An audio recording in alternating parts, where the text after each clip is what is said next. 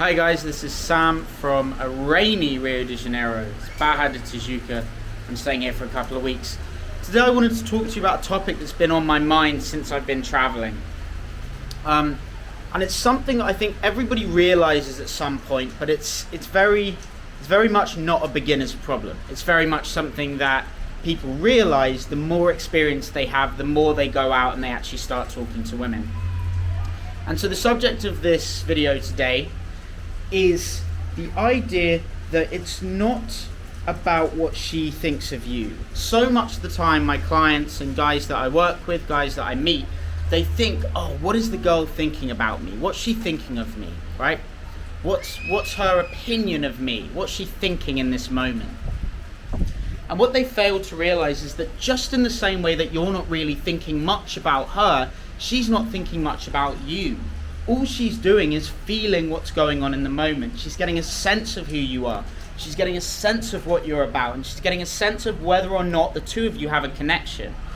A woman never is actively forming an opinion about you. And so the worst thing you can do, both in the interaction and after, when it comes to actually thinking about text messaging and meeting up, is to overthink and overanalyze what she thinks about you. She's thinking about herself just in the same way that you're thinking about yourself.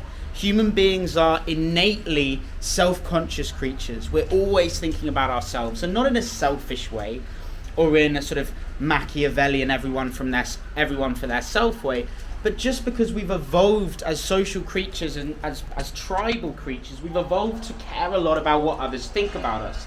But just in the same way as so many other things in nature, what we're born with isn't always the most effective modus operandi for navigating the 21st century world, right? We've got apparatus that was designed for early tribal colonies, right? 100,000 years ago. And so what we have to do is consciously override some of these mechanisms and make sure that we're acting in the most effective way to suit the 21st century, to suit how society has evolved today. And in this case, the issue is overthinking what she's thinking about you. There's a great quote to whom I've forgotten who first said it, but I think it was a female, and she said, "You wouldn't care so much what others think about you if you realized how little they did." And I think that's a quote that really summarizes this. This woman is not thinking about you. She is in the interaction, in the moment, getting feelings in her body, getting ideas of whether she's attracted or not, how she's feeling, and none of it's conscious. It's all just happening in the moment. And so all you need to think about is the following three things. This is how you navigate it. This is how you overcome this, what I would call intermediate sticking point. It's something that guys start realizing once they get some real experience and they start getting results. Firstly, recognize your tendency to overanalyze what she's thinking about you and to create these stories about whether you're good enough, whether she likes you. Secondly, focus on what you can do next instead. Just say, right now, this is the way things are. We're in this interaction. I'm attracted to her. What can I do next to escalate this? Whether that means introducing physical contact or suggesting moving to another location. Or if you're messaging her, just asking to meet up. If she likes you enough, she'll meet up with you. You don't need to be overly impressive or do anything really special when you're engaging in that text messaging process. Oh, the sun's come out. Lovely. So the first thing is to recognize your tendency to overthink what other people are thinking about you. The second thing to do is to focus instead on the next best move, the next thing you can do to escalate this interaction in the way that you want it to go. And the third thing is to simply do it. You cannot destroy thought. You cannot be thoughtless without replacing thought with something else. The process of meditation is one such example. With meditation, the instruction manual doesn't say stop thinking. The instruction manual instead says focus on your breathing, focus on sensation in your body, focus on the sounds around you. And so here, simply taking away thought leaves a vacuum where something else must fill it.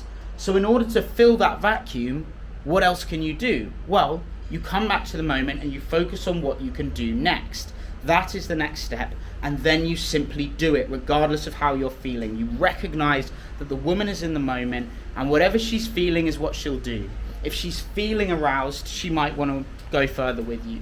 If she's feeling up for going to another location, she might go. And all you can do as the man in this situation is take that next move and accept whatever happens. And if it doesn't work out, you did everything you needed to do. Go back a few steps and repeat the process. Look into her eyes, connect with her, get to know her, and take the next step, whatever you believe that to be in the moment.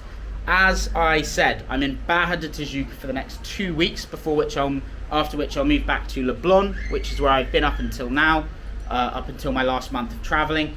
I've got a couple of clients coming next month, but I will have some availability. So as always, anyone interested in Rio de Janeiro or just wanting a chat with me, I'm happy to answer any of your questions and help you out wherever you are for free for 30 minutes over Zoom. And that what you will find on my 30-minute calendar call in the link in the description.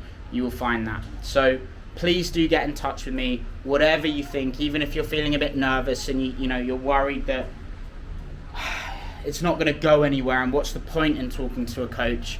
I promise you I can help you, whatever your situation, for free. So just get in contact with me. I love hearing from you guys. I love talking to you guys. I look forward to seeing so many of you next month, coming over to Rio, and I look forward to being back in London on June the 22nd.